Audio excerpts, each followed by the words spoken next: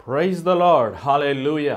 బాగున్నారా? మరొకసారి దేవుడిచ్చిన అవకాశం బట్టి దేవుని వందనాలు చెల్లిస్తున్నాను. మరియు దేవుని వాక్యం వింటే సిద్ధంగా ఉన్నారా? మరి welcome you all to the hour of prayer. ఈ ప్రార్థన గడి అనే కార్యక్రమంలో ఆహ్వానిస్తున్నాం. మరి మీరందరూ కూడి రండి, ఈ వాక్యంలో మీరు వినండి, ధ్యానించండి. దేవుని కృపను మీరు పొందండి. మరి ఈ వాక్య భాగం వెళ్ళకముందు చిన్న ప్రార్థన. పరిశుద్ధమైన తండ్రి, దయగల ప్రభావ, మరొకసారి నీ పాసన్నిధికి వస్తున్నాం నాయన. నీ బిడ్డలమైన నేను కూడి ఇలాగనైనా ఈ ఆన్లైన్ ద్వారంగా నీ వాక్యం నేను ధ్యానించవచ్చునుగా ఈ సమయాన్ని ఆశీర్వదించు ప్రభావ. నన్ను సిలువ చోట మరుగుపరచు. ఈ సమయం నన్ను దీవించు, మమ్మల్ని దీవించు, మమ్మల్ని అందరూ నైనా మా హృదయాలకు కావాల్సిన మాటలు దయచేయమని యేసునామమున వచ్చున్నాం తండ్రి, ఆమేన్. మరి ఈరోజు 2 తిమోతి 3వ అధ్యాయం 10వ వచనం నుంచి చదువుదాం. 2 తిమోతి 3వ అధ్యాయం 10వ వచనం. దయచేసి బైబిల్ ఉన్నవారు చూడండి, లేని వారు ఆలకించండి.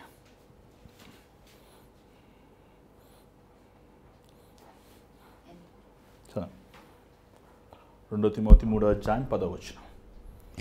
అయితే నీవు నా బోధను, నా ప్రవర్తనను, నా ఉద్దేశమును, నా విశ్వాసమును, నా దీర్ఘశాంతమును, నా ప్రేమను, నా ఓర్పును అంతియొకయ, ఈకొనియ, లుస్త్రా అను పట్టణములలో నాకు కలిగినట్టి హింసలను, ఉపద్రవములను తెలుసుకొనిన వాడవై నన్ను వెంబడించితివి. ఇక్కడ పౌలు తిమోతిని ఒక విషయంలో తాను కోరుకుంటున్నాడు, ఎన్నుకుంటున్నాడు. మొదటగా మెచ్చుకుంటున్నాడు. ఏంటంటే నా జీవిత విధానము, నా ఉద్దేశము, నా విశ్వాసము, నా సహనము, నా ప్రేమ, నా ఓర్పు. చూడండి, ఈరోజు మనం చాలామంది బోధకులను మనం వెంబడిస్తుంటాం. మరి ఈ ఆన్లైన్లో టీవీ ప్రీచర్స్ని వెంబడిస్తాం. మనకిష్టమైన వారిని, ఆత్మీయ తండ్రులను మనం వెంబడిస్తుంటాం. కానీ చాలాసార్లు వాళ్ళు మాట్లాడే తీరు, లేకపోతే వారు బోధించే విధం, వారు కూర్చునే విధం, వారి వస్త్రధారణ, వారిలాగా మనము అనేక సార్లు వేషభాషను మనం ప్రవర్తిస్తుంటాం. కానీ పౌలు తిమోతిని నువ్వు నాకులాగా దేంట్లో ఉన్నావంటున్నాడు? వస్త్రధారణలో ఉన్నా, లేకపోతే నా పోలికల్లోనా, లేకపోతే నా పద్ధతుల కాదు, జీవించే జీవిత విధం. ఏమైనా రోజులు వేస్తే మనం అనేక మందిని చూడాలి, అనేక మందితో మాట్లాడాలి, అనేక మందితో మనము సరైన తీర్మానాలు తీసుకోవాలి. అలాంటి సమయంలో నిన్ను అభిషేకించబడిన నీ సేవకుడు మీదున్న ఆ పరిశుద్ధాత్మను మనము పొంది ఉండాలి. చూసినట్లయితే జీవిత విధము అనేది ఈరోజు చాలామంది గమనిస్తలేదు. ఎట్లా తెలుస్తుంది ఒక బోధకుడు జీవిత విధం? టీవీలో ఒక గంట సేపు వాక్యం ఏంటి తెలిసిపోద్దా? ఆ వ్యక్తితో మనం జీవించినప్పుడే తెలుస్తుంది. యేసుప్రభుతో పాటు శిష్యులు జీవించారు. అందుకే యేసుప్రభుడు చూడండి, యేసుప్రభు శిష్యులు దయ్యములలో వెళ్ళగొడతాం, కానీ అనారోగ్యం అని స్వస్థపరుస్తాం. కానీ ఒక వే ఆఫ్ సిమిలారిటీస్ ఉంటాయి. ఏమండి, తబత అనే స్త్రీని తిరిగి లేపాల్సి వచ్చినప్పుడు పౌలు ఆ మంచం పక్కన కూర్చుని మోకరిస్తే ప్రార్థిస్తాడు. అది ఎక్కడ నేర్చుకున్నాడు ఆయన? ఆ 12 సంవత్సరాలు కుమార్తె, యాయూరు కుమార్తె పడుకున్నప్పుడు ప్రభు పక్కన కూర్చుని ఎలాగ ఆమెను లేపుతాడో అదేవిధంగా ఆయన యేసు నామములో ఆమెను లేపుతాం మనం చూస్తున్నాం. దయ్యం వెళ్ళగట్టేది కానీ, స్వస్థత కార్యాలు చేసేది కానీ, నజరేయుడైన యేసు నామములో లేచి నిలబడి అంటాం. ఏమండి, అలాగ చెప్తూ మనం చూస్తున్నాం. అంత మాత్రం తన ఉద్దేశం, తన ఉద్దేశం. ఈరోజు ఎందుకు మనం ఈ లోకంలో జీవించున్నాం? ఎందుకు మనం ప్రసంగం వింటున్నాం? ఎందుకు మనం వాక్యం చదువుతున్నాం? ఎందుకు మనం క్రీస్తుని వెంబడిస్తున్నాం? ఏంటి ఉద్దేశము? పౌలు ఉద్దేశం ఏంటంటే యూదులకి, అన్ని జనులకి, దేవుని ఎరిగిన వారికి, ఎరగిన వారికి సువార్త ప్రకటిస్తాం, సంఘములు స్థాపిస్తాం, వారిని క్రీస్తులో పరిపూర్ణం చేస్తామనేది పౌలు ఉద్దేశం. తిమోతి ఆ ఉద్దేశాన్ని, అదే ఉద్దేశముతో తన సేవ చేస్తున్నాడు. అంతేగాని తన ఉద్దేశము వేరే విధము లేదు, వేరే మార్గము లేదు. ఉద్దేశం అనేది చాలా ముఖ్యం. ఈరోజు చాలామంది దేవుని వెంబడిస్తారు, రక్షించబడి బాప్తిజం తీసుకుంటారు, కానీ వారికి ఉద్దేశం, పర్పస్ లేదు. ఎందుకు నువ్వు యేసుప్రభు సన్నిధికి వెళ్తున్నావు? ఎందుకు నువ్వు ప్రార్థన చేసుకుంటున్నావు? ఎందుకు మందిరానికి వెళ్తున్నావు? ఎందుకు నువ్వు దేవుని అడుగుజాల్లో నడుస్తున్నావు అని ఆలోచిస్తే ఒక ఉద్దేశం అనేది మనకి దేవుని చిత్తానుసారముగా, దేవుని ఉద్దేశాల ప్రకారము, దేవుని మార్గము ప్రకారము మనము నడవాలి. ఏమండి, ఒక్కొక్కరికి ఒక్కొక్క ఉద్దేశాలు ఉంటాయి. నువ్వు రక్షించుబడి బాప్తిజం తీసుకున్నప్పుడు దేవుడు నీ జీవితం పట్ల ఉద్దేశం కలిగి ఉన్నాడు. అంతవరకు నీ ఉద్దేశాల ప్రకారం నువ్వు జీవిస్తున్నావు. కానీ మనకు ఒక ఉద్దేశం ప్రభు కలిగి ఉన్నాడు. ఆ ఉద్దేశం నెరవేర్చకుండా అపవాది ఛాయశక్తిలో ప్రయత్నిస్తుంటాడు. అపవాది గురి ఏంటంటే, అపవాది ఉద్దేశం ఏంటంటే, దేవుని మన జీవితంలో నెరవేరబడకుండా అపవాది ఆటంకపడుతుంటాడు. అలాగే విశ్వాసం. పౌలు ఎక్కడ ఎవరిని డబ్బులు అడిగింది లేదు. పౌలు ఎక్కడ ఎవరిని బలవంతం చేసింది లేదు. పౌలు ఎక్కడ ఎవరిని ఆధారపడింది లేదు. తిమోతి అదే విశ్వాసంలో పౌలు నడిచిన దేవుని యందు విశ్వాసము తను నడుస్తూ మనం చూడగలుగుతున్నాం. సహనము. పౌలు ఎంతో సహించేవాడు. శ్రమల్లో, బాధల్లో, అవమానముల్లో తన సహనము అనే ఫలముని ఫలించాడు.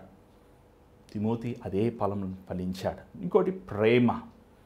పౌలు కొరింథీ సంఘానికి బోధించిన అగాపే ప్రేమను తన సంఘము పట్ల ఆసక్తిని చూపిస్తూ వారు రక్షిస్తూ అదే సమయంలో ఈ వీరిని కూడా తిమోతి కూడా సంఘం పౌలు సేవని కొనసాగుతాం, అగాపే ప్రేమతో సంఘమని నడిపిస్తాం మనం చూస్తున్నాం. చూడండి, ఈరోజు చాలామంది మీరు ఫోన్ చేస్తున్నారు, మీకోసం ప్రార్థన చేస్తున్నాం. ఎందుకు ప్రార్థన చేయాలి? ఈ రోజుల్లో మనం మన పిల్లల కోసమే ప్రార్థన చేయం, మన తల్లిదండ్రుల కోసమే ప్రార్థన చేయం. కానీ ఒక సేవకుడు కానుకలు ఇచ్చినా ఇవ్వకపోయినా ఆ వ్యక్తి మేలు పొందాలి, దీవించబడాలి అనే వాంఛతో ఎందుకు ప్రార్థన చేయాలి? ఏమండి, ఎందుకు ప్రార్థన చేయాలి?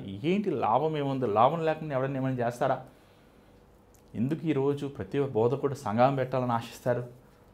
ఎందుకంటే రక్షించబడిన వాళ్ళు సంఘానికి వస్తారు, దశంభాగాలు వస్తాయి, కానుకలు వస్తాయి, అభివృద్ధి పొందొచ్చు, సంఘం అభివృద్ధి పొందొచ్చు, వారు అభివృద్ధి పొందొచ్చు. కానీ సంఘములో మనము ముఖ్యంగా గమనించాల్సింది ఏంటంటే,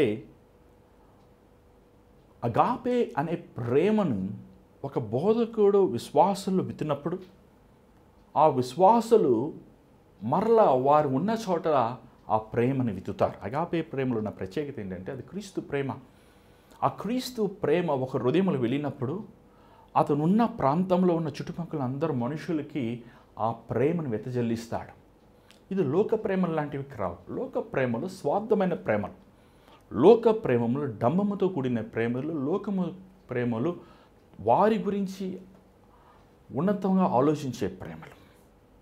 దాని తర్వాత మనం చూస్తున్నాం ఏమండి, ఎండ్యూరెన్స్. సహనము వేరు, ఎండ్యూరెన్స్ తెలుగులో ఏమంటాం? ఓర్పు. ఓర్పు అనేది అనుదినము, అనుక్షణము, అది కొన్నిసార్లు సంవత్సరం ఉంటుంది, 2 సంవత్సరాలు ఉంటుంది, అది కొన్నిసార్లు జీవితాంతం ఉంటుంది. పౌలు సేవలో ఈరోజు కొంతమంది బోధకుల్లాగా లక్షల ఆత్మలు సంపాదించలేదు, కనీసం 1000 కూడా లేదు, కనీసం 100 కూడా కావు. చాలా కొద్ది మంది మాత్రమే. ఒక సంఘం అంటే 30 మంది 40 మంది మాత్రమే.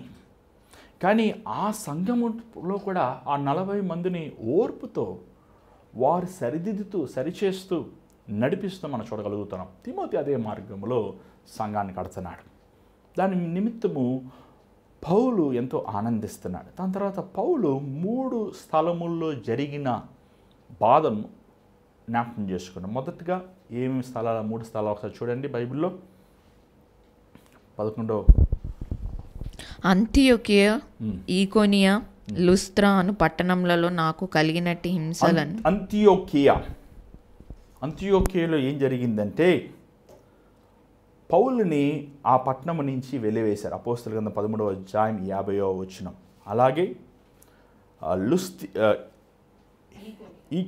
ఈకోనియాలో మనం చూసినట్లయితే అక్కడ పౌలుని వారు రాళ్ళతో కొట్టి, అపోస్తలుల గ్రంథం 14వ అధ్యాయం 5వ వచనం మనం చూస్తాం, రాళ్ళతో కొట్టి కొర ప్రాణంతో వదిలివేశారు. 3వ ప్రాంతం చూడండి, లిస్తర్. లిస్తర అనే స్థలంలో కూడా తన రాళ్లతో కొట్టి యూదులు అపోస్తలుల 14:11 చూస్తున్నాం, మరణముని రుచి చూశాడు. ఇక్కడ చూసినట్లయితే పౌలు ఈ మాటలు చెప్తూ దేవుడు నన్ను విడిపించాడు, నన్ను కాపాడాడు అంటూ 12వ వచనం దయచేసి చదవండి. క్రీస్తు యేసునందు సద్భక్తితో బ్రతుక ఉద్దేశించిన వారందరూ హింస పొందుదురు. క్రీస్తు యేసులో సద్భక్తు గాడ్లీ భక్తిగా జీవించాలి అని ఆశించే ప్రతి ఒక్కరు హింసించబడతారు.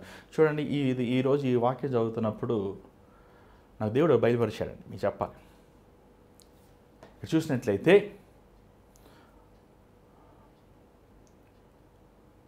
మనము అన్యులతో నుంచి పోరాటం ఎదుర్కొంటాం. రెండోది ఇక్కడ చూసినట్లయితే క్రైస్తవుల దగ్గర నుంచి మనం పోరాటం ఎదుర్కొంటాం.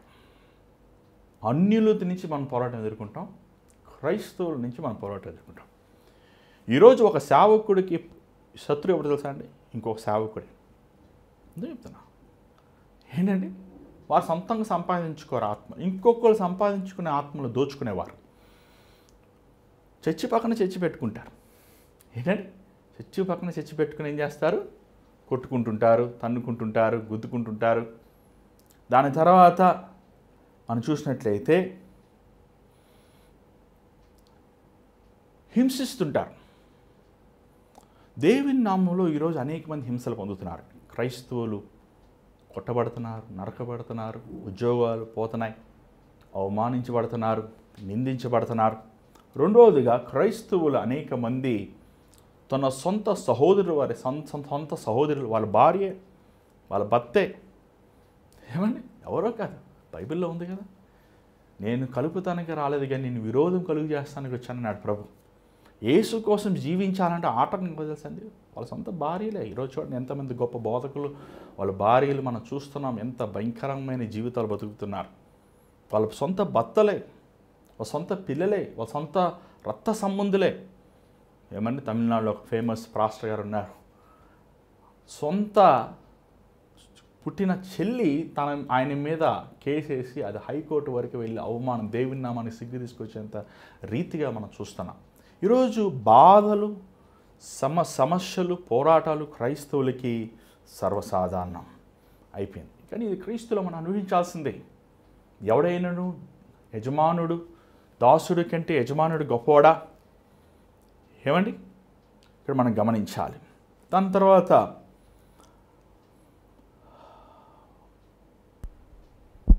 కొంచెం ముందుకెళ్దాం.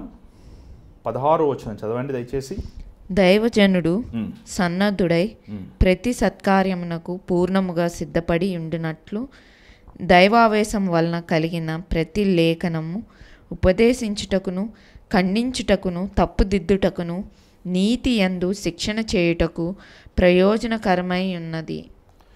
మనం చూసినట్లయితే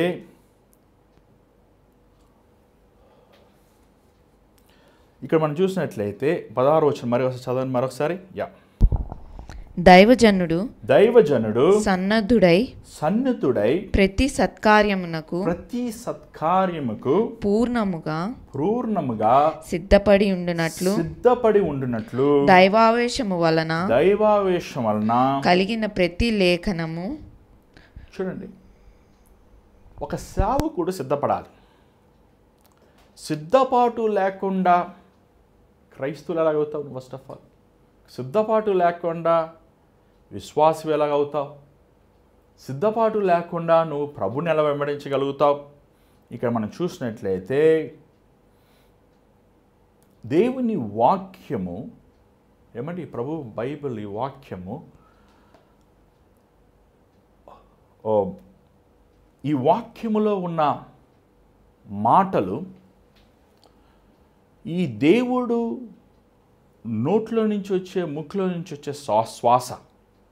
ఈ వాక్యము బోధిస్తానికి, దిద్దుతానికి, సరిచేయిస్తానికి, సిద్ధపరుస్తానికి.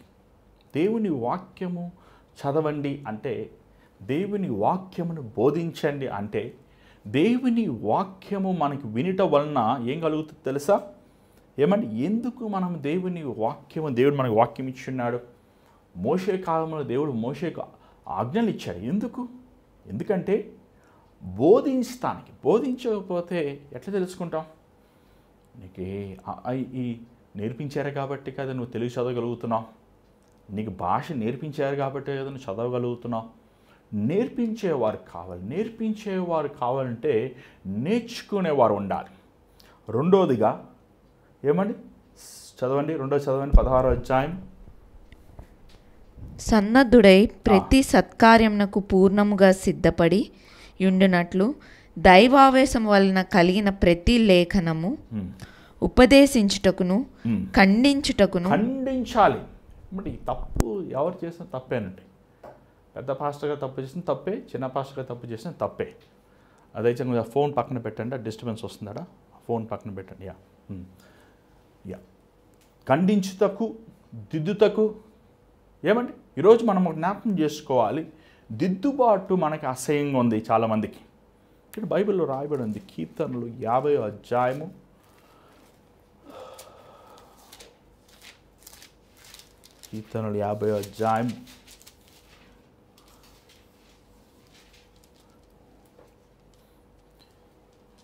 16వ వచనం చదవండి.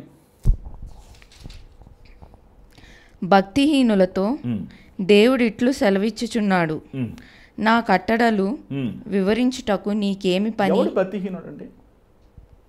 ఎవరు భక్తిహీనుడు? ఎవరో ప్రతి ఒక్కళ్ళ వాక్యం చెప్తారండి. అసలు ఏమంటే భక్తే లేదు. ఫస్ట్ ఆఫ్ ఆల్ వాళ్ళు దేవుని జీవితం సమర్పించుకోరు. లోక ఆశలు ఉంటాయి. దేవుడు కావాలి, లోకం కావాలి. ఆదివారం ప్రసంగాలు చేస్తారు, సోమవారం శనివారం ఏమండి ఉద్యోగాలు చేసుకుంటారు, అమ్మాయిలతో సొల్లు గారుస్తారు, ఏమండి అక్రమమైన సంబంధాలు కలిగి ఉంటారు, వ్యభిచారంలో ఉంటారు. ఏమండి దుర్మార్గులు వీళ్ళు. మళ్ళీ ఆదివారం బైబిల్ పట్టుకుని చదువుతారు, బైబిల్ని బోధిస్తారు, బైబిల్ని ప్రకటిస్తారు. భ్రష్టత్వం ఎంత భయంకరమైన భ్రష్టత్వం. ఎవడిచ్చాడు నీకు అధికారం నా వాక్యాన్ని ముట్టుకుని చదువుతాను అంటున్నాడు దేవుడు. దాని తర్వాత చూడండి 17వ వచనం. దిద్దుబాటు నీకు అసహ్యం కదా, నీవు నా మాటలను నీ వెనుకకు త్రోసివేసి. ఈరోజు మనుషులు పొగడతలు కావాలి. అన్న ఎంత బాగా వాక్యం చెప్పారన్న మీరు. అబ్బా సిస్టర్ మీ శారీ చాలా బాగుంది. వా సిస్టర్ మీ వాక్యం బ్యూటిఫుల్. మీరు ఎంత అందంగా పాటలు పాడతారు. ఇంకా చెప్పు ఆనందంటావా? చెప్పు ఇంకా కావాలి చెప్పు. ఏమండి దిద్దుబాటు వద్దు. ఏంటండి ముసుగేసుకోకుండా వాక్యం చెప్తున్నారేంటి? ముసుగేసుకోకుండా పులిపెట్టి నిలబడ్డారేంటి? నువ్వు అబద్ధ బోధకుడివి. ఏంటంట అబద్ధ బోధకుడివి. ఏంటి బ్రదర్ ఉద్యోగం చేస్తూ సేవ చేస్తున్నారేంటి? అసలు మీకు ఎవరు ఇచ్చారు హక్కు? మీకు పిలుపుందా? మీరు తరబితి తీసుకున్నారా? ట్రైనింగ్ తీసుకున్నారా? ఏమండి చెప్పండి. మీకు ఎవరన్నా ఒక ఆత్మీయ తండ్రి ఉన్నాడా? ఏం ట్రైనింగ్ తీసుకున్నారు? ఎన్నిసార్లు బైబిల్ చదివారు? అసలు ఎన్నిసార్లు దేవుని లోబడ్డారు? ఒక ఆఫ్టర్ ఆల్ నువ్వు ఉద్యోగమే వదలలేకపోతే నువ్వు దేవుని కిందకి పనికొస్తావయ్యా నువ్వు అసలు? ఏమండి ఇదేమన్నా పార్ట్ టైం టీ స్టాల్ అనుకుంటున్నారా సేవ? అందుకే ఇలాంటి దరిద్రులందరూ సేవ చేసి దేవుని నామం అవమానం చేశారండి. ఈరోజు ఒక సేవకుడు పాస్టర్ అంటే ఎవరండి పాస్టర్? మొత్తం అంతా వదులుకొని దేవా నువ్వే నా దిక్కు అనుకునేవాడే పాస్టర్. అంతేగాని లోకము లోభము కొంతసేపు భక్తి వేషం వేసేవాడే పాస్టర్ అవుతాడండి. పాస్టర్ అంటే గొర్రెల్ని మేపేవాడు. మేపాలి, దేవుని గొర్రెల్ని మేపాలంటే నువ్వు ముందు దేవునికి సమర్పించుకుంటేనే కదా. దిద్దుబాటు నీకు అసహ్యం కదా. చాలామంది ప్రార్థనకు వస్తుంటారు పాపం, చాలా హై ఎక్స్పెక్టేషన్స్ వస్తుంటారు. అయ్యారండి మీరు ప్రాఫెసీ చేయండి మాకు. ఏంటండి ఒక తమ్ముడు అలాగే వచ్చాడు, ప్రాఫెసీ చేయండి నాకు. ప్రభు అన్నాడు, అయ్యా నువ్వు సిగరెట్లు బానిస అయిపోయావయ్యా. సిగరెట్లు తాగి తాగి తాగి తాగి నువ్వు భయంకరంగా బానిస అయిపోయావంటే మీకు ఎందుకంటే నేను సిగరెట్లు తాగుతాను అంటే ఏంటంటే ఈ ప్రాఫెసీ దేవుడు నిన్ను నీ సిగరెట్ ప్యాకెట్ని, దేవుడు నిన్ను నీ ఏమండి ఇద్దరు భార్యల్ని, దేవుడు నిన్ను నీ లోక వ్యాపారాలని, దేవుడు నిన్ను నీ దౌర్జన్యమని, దేవుడు నిన్ను నీ పాపాన్ని ఆశీర్వదిస్తాడు అంటే మీ జోబులు నుంచి 10,000 రూపాయలు కట్ట తీసి నాకు ఇస్తారు, 10,000 రూపాయలు ఇస్తారు. నేను బాగుంటాను, మీరు బాగుండొచ్చు. కానీ ప్రవచనం అంటే ఏంటి?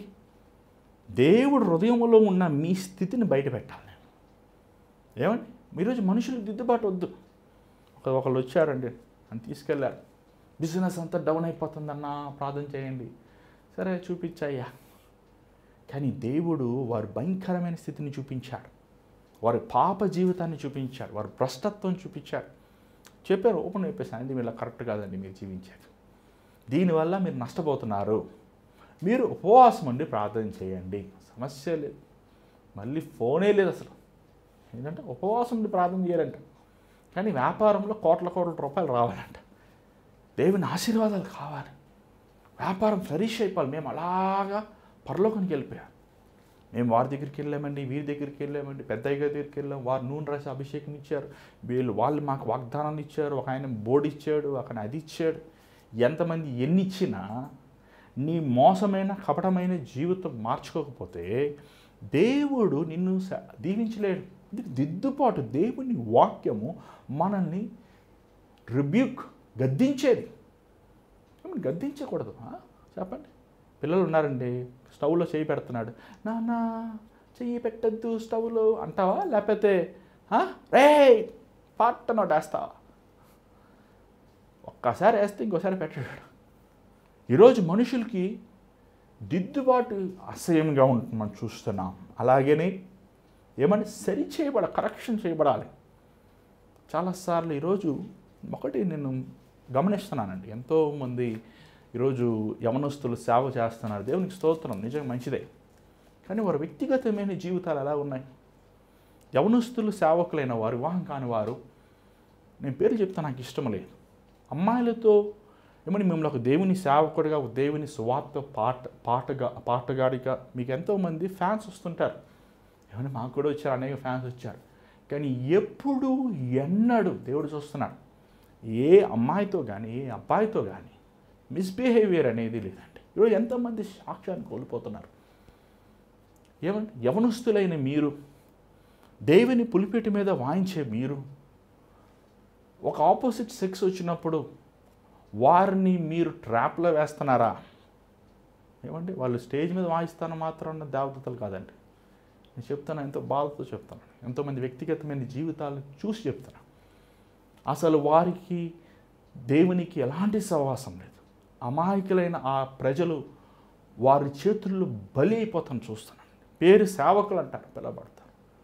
ఏమండి ఎంత దుర్మార్గమైన నేను న్యూస్లో చూస్తుంటే, ఒక ఆమె 16 సంవత్సరాలు, అతనికి ఆ పాస్టర్ గారు 45 సంవత్సరాలు, ఆ సంఘములో ఉన్న 16 సంవత్సరాల ఆమెని లైంగిక సంబంధం కలిగి ఉన్నాడు.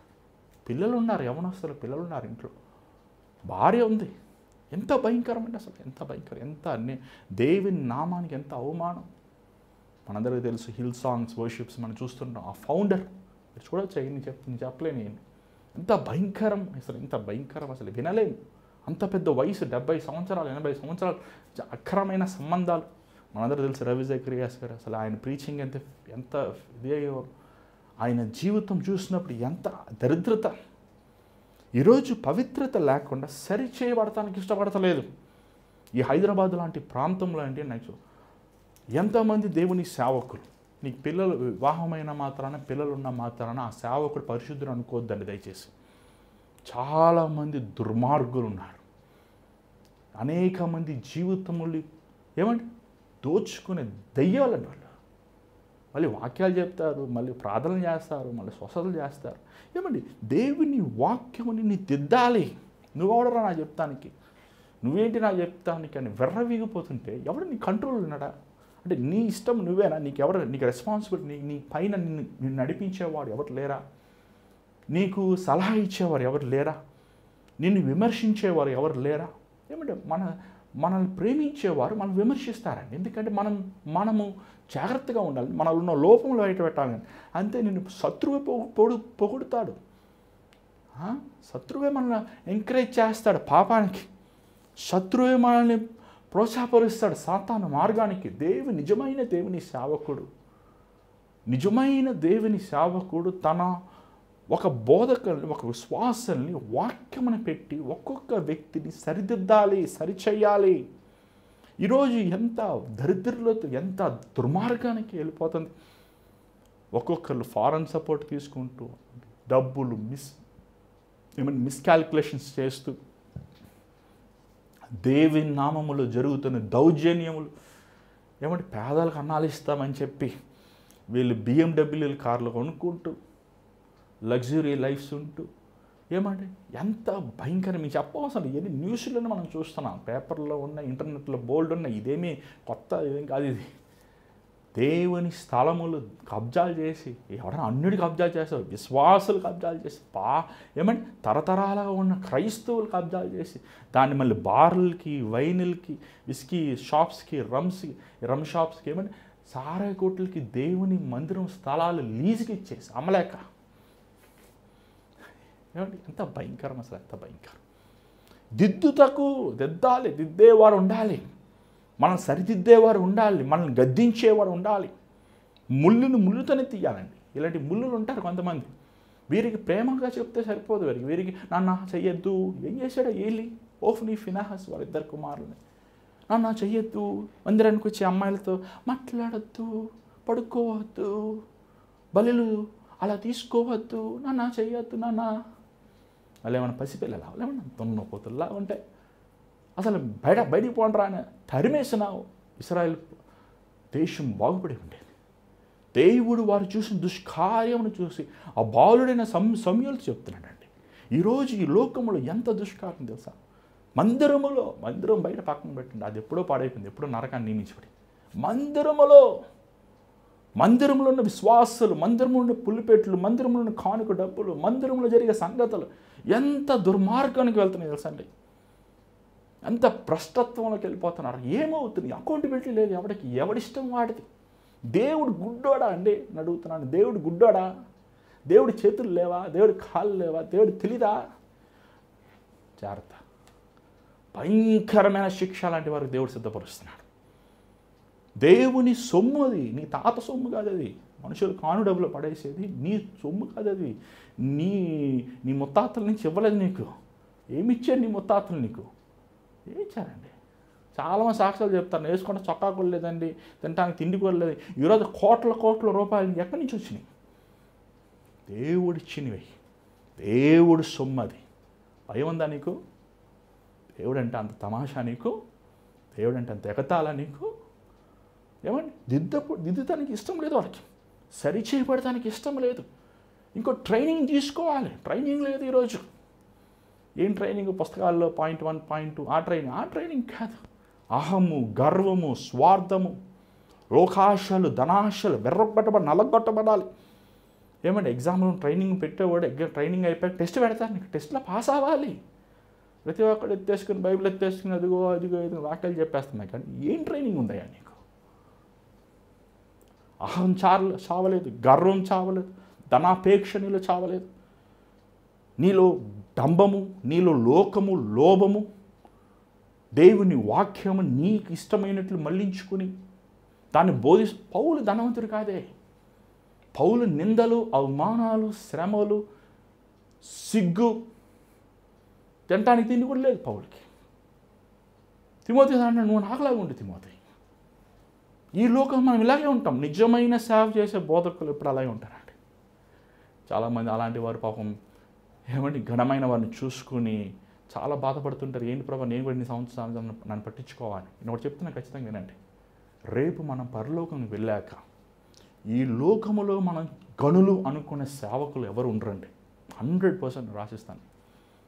మనుషుల ద్వారంగా పొగడబడేవారు, మనుషుల దృష్టిలో విలువైన వారు ఉండేవారు, మనుషులకి మధ్య వాళ్ళు ఘనత పొందేవారు దేవుని రాజ్యాన్ని ప్రవేశించరు.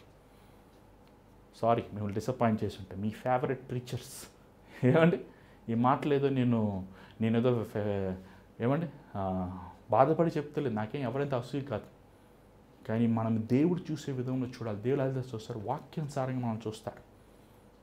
పౌలు జీవితముని మన సేవకుడి జీవితాన్ని పోల్చుకోవాలండి. పౌలు ప్రాక్టికల్ ఎలా జీవించాడో మనం ఎలా జీవిస్తున్నాం అనేది ఈక్వల్ చేసి చూసుకోవాలి. ఈరోజు ఎంత భయంకరంగా ఈ క్రైస్తవ లోకం వెళ్ళిపోతుంది తెలుసా? ఎంత బాధతో ఈ మాటలు చెప్తున్నాను. క్రీస్తు కల్వరిస్సులో 2000 సంవత్సరం ముందర రక్తముని చిందించింది. ఈరోజు ఈ క్రైస్తవ దేవుని నామాన్ని పెట్టుకొని దండుకుంటానుక, దేవుని నామాన్ని పెట్టుకొని ఎవడి స్వార్థము, ఎవడి ఇచ్చలు, ఎవడి కోరికలు నెరవేర్చుకుంటానుక. ఎవడండి అసలు? ఎవరండి మనం? దేవుడు అంటే భయం లేదా? దేవుడు అంటే గౌరవం లేదా? దేవుడు అంటే అసలు ఏం చేసావు త్యాగం? నువ్వు ఏం త్యాగం చేసావు దేవుడి కోసం? ఏం నష్టపోయావు? నీలో ప్రేమ లేదు, నీలో సహనం లేదు, నీలో ఓర్పు లేదు, నీలో విశ్వాసం లేదు. ఏమండి?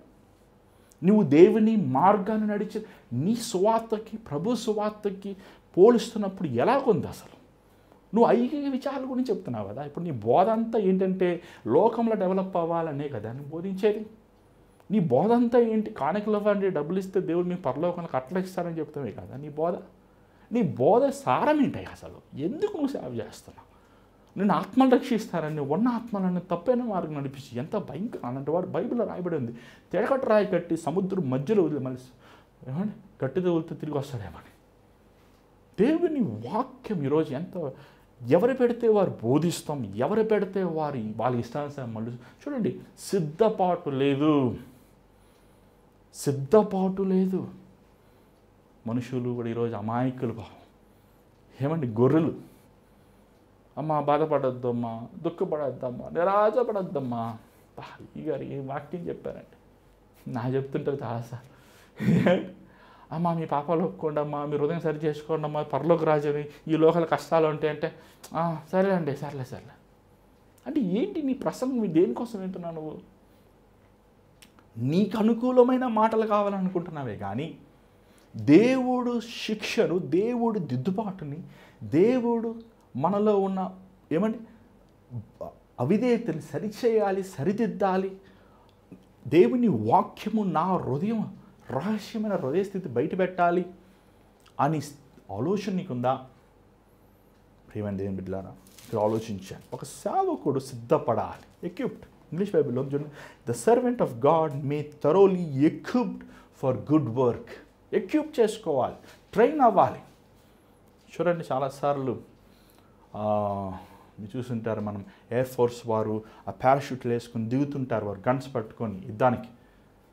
చూసారా, వాళ్ళు ట్రైనింగ్ తీసుకుంటారు, ఫిజికల్ ట్రైనింగ్, రన్నింగ్ చేయాలి, ఎక్సర్సైజ్ చేయాలి. వాళ్ళు ఎంత విగరస్ ట్రైనింగ్ తెలుసు అంటే మరలా వాళ్ళకి అవన్నీ ఎక్విప్మెంట్స్ ఇస్తారు, అవన్నీ ట్రై చేస్తారు, ఆ టెస్టులన్నీ పాస్ అవ్వాలి. అన్నాళ్ళకన్నా పస్తులు పెడతారు శత్రువు దగ్గర ఉన్నప్పుడు. ఏమండి అన్ని విధాలుగా వారు చలైనా, ఎండైనా, ఆకలైనా, దెబ్బలు తలిగినా యుద్ధం ఎలా చేయాలి అన్నిటికీ ట్రైన్ చేస్తారు వాళ్ళని. ఒక సైనికుడు ఎలాగ సిద్ధపడుతున్నాడు, ఒక సేవకుడు అలా సిద్ధపడాలి. సిద్ధపాటు లేకుండా నువ్వు సేవ చేస్తే సాతాన్ గడంతా ఫూల్ ఏం కాదండి. సాతాన్ గడికి బాగా తెలుసు నీ గుట్టంతా. నీ భార్యకి తెలియదేమో, నీ భర్తకు తెలియదేమో, నీ విశ్వాసాలకి సంఘాసులు అసలు తెలియదేమో, కానీ వాడికి బాగా తెలుసు ఎక్కడ కొట్టాలో కొడతాడు కరెక్ట్. ఆ దేవుని నామానికి నవ్వులు పాలు. సంఘములో ఏమండి దేవుని సేవ కంటే ఎగతాళైపోతుంది. ఆల్రెడీ చరిత్రలో మనం అనేకమంది అలాంటి వాళ్ళని చూస్తున్నాం. ఇప్పటికైనా మనం సరిదిద్దుకొని సరిచేసుకొని దేవుని వాక్యంని పెట్టుకొని మన హృదయముల్లో ఉన్న రహస్య కార్యాలు అవి వేరుతో పాటు లాగిపడేసుకోవాలి. చూడండి, ఒక సేవకుడు తప్పు చేస్తే నేను ఎప్పుడు చెప్తానండి, సారీ ప్రభా క్షమించంటాం కాదు, అందరి ముందు ఒప్పుకోవాలి. ఒక సేవకుడు తప్పు అది రైట్ వే. ఎజ్రా చేసిన తప్పును అందరి ముందు ఒప్పుకున్నాడు, ఏడ్చి కన్నీరు కార్చాడు. ఒక గదిలోకి వెళ్ళి పాపవాన్ని క్షమించేసే నేను తప్పు చేసి అంటాం కదా, అందరి ముందు నువ్వు చేసిన దుర్మార్గమైన పని ఒప్పుకోవాలి. మనుషులు చీపో కుక్క నువ్వు పర్వాలేదు, అయినా పర్వాలేదు, పరలోకానికి వెళ్తాం. నువ్వు దేవుని సేవకుడు అయ్యాక, నువ్వు దేవుని బిడ్డవయ్యాక, నువ్వు విశ్వాసం అయ్యాక, సంఘ పెద్దవయ్యాక, నువ్వు రక్షించబడ్డాక, నువ్వు మారుమనసు పొందాక, నువ్వు సంఘములో క్రీస్తులో ఒక ముఖ్యమైన పాత్రను నువ్వు ధరించుకున్నాక, నీ ప్రవర్తనకి దేవునికి విరోధం ఏం చేసినా అది నువ్వు ఒప్పుకోవాలి. అది ఫస్ట్ స్టెప్. మారు మనసుకి మొదటి స్టెప్ ఏంటంటే దేవునికి ఒప్పుకోవాలి, మనుషులు ఎదురుగా అందరికీ ఎదురుగా ఒప్పుకోవాలి. అలా ఒప్పుకున్న వారికే విడుదల ఉంటుంది. ప్రియమైన దేవుని బిడ్డలారా, నువ్వు ఈరోజు ఏ ఉద్దేశంతో నువ్వు వాక్యం విన్నావో నాకు తెలియదు, కానీ ఈరోజు నేను చెప్పాల్సిన ఉద్దేశం ఏంటంటే నీ హృదయమును నీ జీవితముని దేవుని వాక్యముతో, దేవుని వాక్యం అండి, దీన్ని ఇదేదో మా నాన్నగారు రాసిన పుస్తకం కాదు, ఇదే దేవుడే తన నోటితో తన శ్వాసను, గాడ్ వర్డ్, ఇంగ్లీష్ వర్డ్ చాలా బాగుంది. I mean the word is the God's, the holy scriptures, the scripture is God's breathed అంట. ఊదాడు వాక్యాన్ని దేవుడు. ఈ బైబిల్లో ఎన్న మాట, ప్రతి మాట దేవుని మాట. అది మనం చదివి దాని గైకొని దానికి లోబడి మనం నడిచినప్పుడు మన జీవితం పడితే చూస్తాం. ప్రతిసారిలో నుంచి ప్రార్థిద్దాం. పరిశుద్ధమైన తండ్రి దయగల ప్రభువా, నీ మాటలు నాయన జీవపు ఊట నాయన. అయ్యా, మా హృదయముల్లో ఉన్న దుర్మార్గమైన స్థితిని చూస్తున్నాం, భ్రష్టత్వం మనం చూస్తున్నాం, గర్వము, స్వార్థము, ధనాపేక్ష, లోభము, లోకము, కామము, అపవిత్రత నువ్వు చూస్తున్నావు నాయన. అయ్యా, దాని వేరులతో పాటు నాటివే ప్రభా. పౌలు తిమోతితో అన్నట్లయ్యా, నేను క్రీస్తు శ్రమలయందు ఆనందిస్తున్నాను అన్నట్లు, నువ్వు కూడా నా శ్రమల్లో, క్రీస్తు శ్రమల్లో పాలు పొందినట్లు ప్రభా. నీ కోసం మేము శ్రమలు, వేదనలు, బాధలు అనుభవించేవారంగా, దైవానుసారంగా జీవించాలంటే శ్రమలు తప్పవన్నట్లు ప్రభా. ఈ లోకములో మేము జీవించే కాలం అంతా అయ్యా, నీ కోసం మేము అవమానముల్లో, నిందల్లో, శోధనలు నడిచాల్సిన విశ్వాసాన్ని కోల్పోక నీ వాక్యం మీద ఆధారపడిన ఆయన, నీ వాగ్దానాల మీద విశ్వాసం ఉంచి ఈ యాత్రను ముగిస్తానికి సహాయం చేయ ప్రభా. నమ్మకమైన వారుగా మమ్మల్ని చేయనాయన. ఎంతోమంది అపనమ్మకస్తులు ఇప్పటికే నాయన, ఎంతోమంది ఒకప్పుడు ఏమీ లేనప్పుడు నువ్వు దీవిస్తే మరచిన వారుగా ఉన్నారయ్యా. అలాంటి గుంపులు మమ్మల్ని చేర్చొద్దయ్యా. విరిగిన హృదయముతో, నలిగిన హృదయముతో అయ్యా నాయన, నీ బంగార పాదములు పట్టుకొని నీతో పాటు సిలువేయబడి, నీతో పాటు అవమానించబడి, నీతో పాటు నిందలు, సిగ్గు, ఈ లోకముని నాయనకి విడిచిపెట్టి నాయన నిన్ను వెంబడించే విశ్వాసులుగా మమ్మల్ని చేయనాయన. అవును నాయన, ఎవడైనా నువ్వు నా రాజ్యం గొప్పవారంటే వాడు దాసుడుగా ఉండాలన్నా, మమ్మల్ని దాసులుగా చెయ్యయ్యా. నీకు దాసులుగా, ప్రతి ఒక్కడికి దాసులుగా మమ్మల్ని చేయను. నీ చేతి మీద మళ్ళీ రేపు కలుసుకున్న కృప చూపించమని యేసునామములో అడుగుచున్నాం తండ్రి, ఆమేన్. మరి ఈరోజు కొంచెం ఆలస్యమైందని క్షమించండి, కొన్ని కారణాల వల్ల. మరి రేపు దేవుని చేతి మీద సమయాన్ని పాటించాలని ఆశిస్తున్నాం. ముఖ్యంగా ఈ లైవ్ ఇస్తానికి కొంత సహాయం కావాలి, కొన్ని టెక్నికల్గా ఎన్ని సెట్ చేయాలి, సహాయకులు లేరు. మరి ఎవరైనా మీరు హైదరాబాద్లో ఉండి రక్షించబడి మారు మనసు పొంది మరి మీకు టెక్నికల్గా మేము నేర్పిస్తాం, కానీ మీరు అవైలబుల్ ఉండాలి. 7 గంటలకి సాయంకాలం మీరు ఒకవేళ అవైలబుల్ ఉంటే దయచేసి అలాంటి వారి మీరు సేవలో పాల్పొంద ఆశిస్తే, మీరు అలాంటి వారు ఎవరైనా సరే బైబిల్ చక్కగా చదవాలి. చదవకపోయినా మేము నేర్పిస్తాం, టెక్నికల్ నేర్పిస్తాం, అన్ని విధాలు మేము నేర్పిస్తాం. కానీ ఇది దేవుని పని, దేవుని రాజ్యం కోసం చేస్తున్నాం. దీని లాభం లేకుండా ప్రయాసతో, ఎంతో ఖర్చుతో, ఎంతో భారముతో ఈ పనులు మేము చేస్తున్నామని రోజు అవర్ ఆఫ్ ప్రేయర్. సో దేవుని ప్రేమతో మేము ఎవరైనా సరే ఈ మాటలు విని దేవుడు మీతో మాట్లాడి ఉంటే, మరి మీరు ఆన్లైన్ కనబడుతున్న స్క్రీన్ నెంబర్కి మీరు మీ వివరాలు మీకు పంపించండి. మేము ప్రార్థనాపూర్వకంగా మరలా మీతో మాట్లాడి, మేము ఇక్కడ మణికొండ అనే ప్రాంతంలో ఉన్నాము. మరి ఇక్కడ మేము రోజు మీకు లైవ్ ఇస్తానికి దేవుడు సహాయం చేస్తున్నాడు. సో మీరు కూడా ఒకళ్ళ దగ్గర ప్రాంతంలో ఉంటే దేవుని పరిచయలో వాడబడిన ఆశిస్తే మీరు రావచ్చు. మరి ఎంతోమంది జీతాలు అడుగుతున్నారు, దయచేసి అలాంటి వారిని మేము క్షమించాలని అడుగుతున్నాం. ఎందుకంటే ఇది ఒక సంస్థ కాదు, ఇది ఒక మందిరం, సంఘం ఏమీ లేదండి. నేను ఒక అనామికుడిగా ఈ పట్టణానికి వచ్చాను. నా 3 పిల్లలు ఉన్నారు. నేను నా భార్య ఈ పరిచయలో ఉన్నాము. ఒకప్పుడు పెద్ద సంఘాన్ని ఒక నాయకుడిగా ఉన్నాను, కానీ ఇప్పుడు ఏమీ లేదు, లిటరల్గా ఏం లేదు. లిటరల్గా నాకు ఈ రోజుకి సామాన్లు కొనుక్కోవటానికే పోరాటంగా ఉన్నాయి, భోజనం, మినిమం థింగ్స్ కూడా. సో మరలా నేను జీతం ఇవ్వాలంటే ఇది అసాధ్యము. కాబట్టి జీతము దేవుడిస్తే ఖచ్చితంగా మేము ఇస్తాను. దేవుడు ఇవ్వకపోతే నేనేం చేయగలుగుతా? నేను ఆయన సేవకుడిని, పనివాడిని మాత్రమే. కాబట్టి ఇది గమనించి దేవుని మీద ప్రేమ ఉన్నవారు రండి, దేవుని సువార్తను ప్రకటించాలని ఆశిస్తున్నాను. మరి దేవుని చిత్తమైతే రాబోయే రోజుల్లో ఒక బైబిల్ స్కూల్ పెట్టాలని ఆశిస్తున్నాం. మరి ఆ విషయం మీరు ప్రేర్ చేయండి. అనేక పోరాటాలు వస్తున్నాయి. మరి చిన్నగా ఒక స్థలము, అద్దె స్థలములో, ఒక చిన్న స్థలములో మేము ఆరాధన స్టార్ట్ చేసాం. కానీ ఆ స్థలాల్లో కొన్ని పోరాటాలు వచ్చిన వల్ల అది ఏదో 10 మంది 15 మంది పట్టే చిన్న స్థలమే, కానీ అది కొనసాగించాలా లేదా అనే ఒక సందేహంలో వచ్చి ఉన్నాం మేము. ఆ విషయంలో కూడా మీరు ప్రార్థన చేయండి. అనేక పోరాటాలు ఎదుర్కోవాల్సి వస్తుంది. అలాగే బైబిల్ స్కూల్ పెట్టాలని ఆశ ఉంది, కానీ నాకు స్తోమత లేదు, అదే సమయంలో శక్తి లేదు, రెండు లేదు. మానసికంగా, ఆర్థికంగా అన్ని విధాలుగా నేను నిరాశ అయిపోతున్నాను, కృంగిపోతున్నాను. ఎందుకంటే నాకు చిన్నవాడిని కాదండి, నేను 40 సంవత్సరాలు వస్తాను. నాకు ఇంకొక ఈ సెప్టెంబర్కి నేను కుర్రోడిని కాను. నాకు ఆరోగ్యరీతిగా అనేక సంవత్సరాలు దేవుని సేవలు ఉన్నప్పటికీ నేను ఏది నా కోసమని ప్లాన్ చేసుకోకుండా యథార్థంగా దేవుని కోసం బతికాను. కానీ దేవుడు 40 సంవత్సరాలు బయటికి తీసుకొచ్చాడు. సో సంఘం ఇప్పుడే స్టార్ట్ అవుతుంది, ఇప్పుడే దేవుడు తన కార్యాన్ని స్టార్ట్ చేశాడు. ఎంత సమయం పడుతుందో నాకు తెలియదు. నాకు దేవుని లోపడతాను మాత్రమే నేర్చుకున్నాను, దేవుని ప్రశ్నిస్తాను నేర్చుకోలేదు.